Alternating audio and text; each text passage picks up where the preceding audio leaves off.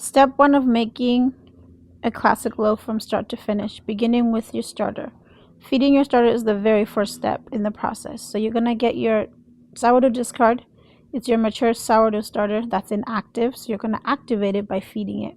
And that is this process here. So I'm going to add my discard into a jar, and I'm measuring it very carefully. Here I have 40 grams of starter, and I'm going to do a 1:2 ratio. So I'm going to do 1 part starter and 2 parts water and flour.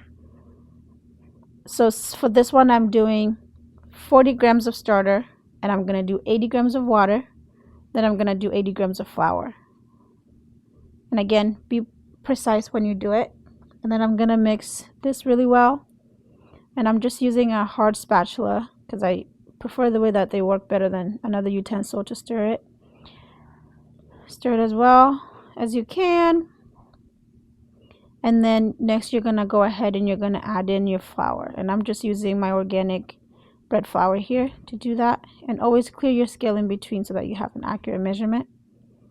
I don't like to do the math, so I always clear and start at 0. Some people prefer to just build up on it.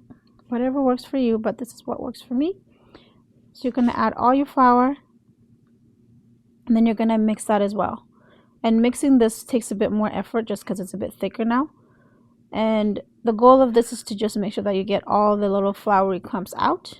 So it takes quite a bit more stirring than the first step did.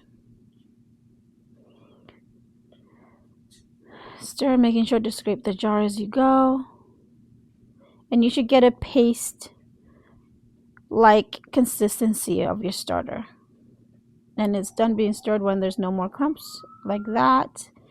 And I just went ahead and cleaned the inside of my jar so that I have a viewing window so I can tell when it's doubled in size and when it's ready to be used.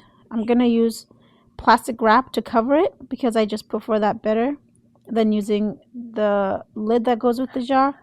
And then I'm going to put a rubber band at the start of my starter so that I see the progress and know when it's where it started and where it is once it's active and ready to use.